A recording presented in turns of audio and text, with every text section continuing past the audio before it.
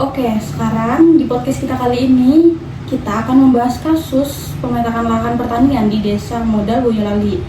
Pada podcast kita kali ini kita kedatangan beberapa bintang tamu nih. Ada siapa aja sih? Gitu.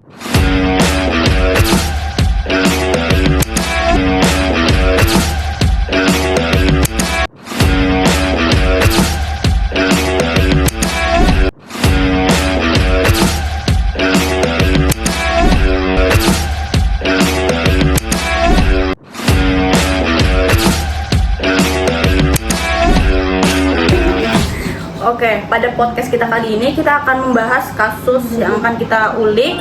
Kasusnya tuh apa sih? Jadi di Desa Modal ini mereka tuh ngegambar lahan dari Google Maps, terus dicek lapangan. Kira-kira cocok nggak sih?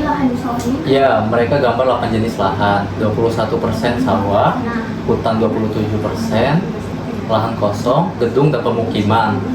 Dilakukannya survei secara langsung di tahun 2018. Dan di situ dinyatakan hasilnya itu 100% akurat.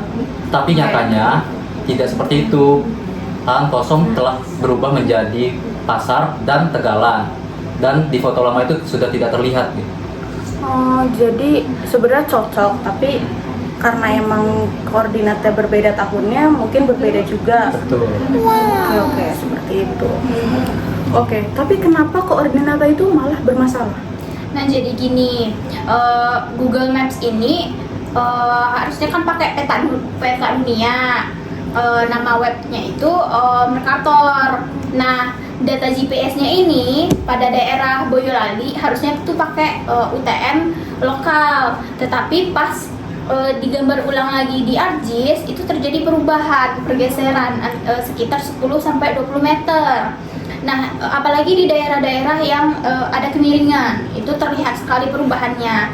Nah, seharusnya itu sebelum kita gambar ulang lagi, harusnya kita atur ulang lagi koordinatnya dengan menggunakan tombol project di ArcGIS. Oke.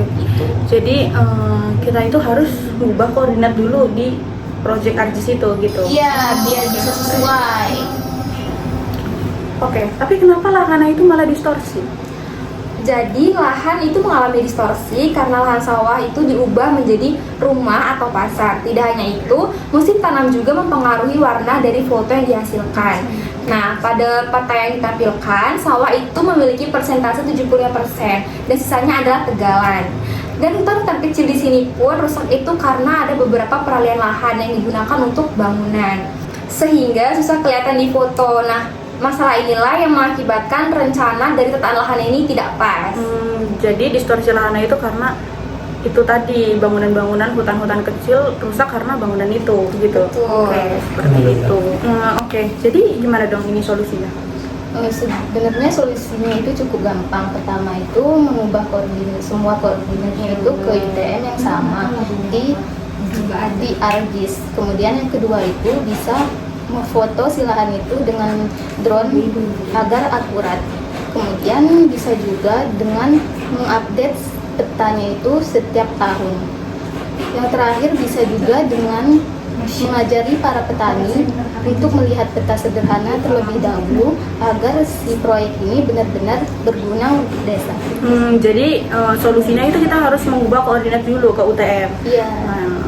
Jadi kita juga harus mengupdate peta itu setiap tahunnya. Iya, benar sekali. Oke, seperti itu. Jadi kesimpulan pada kasus yang kita ulik ini apa? Baik, jadi kesimpulan kasus pada kali ini yaitu mengenai kasus pemetaan Desa Modal Boyolali.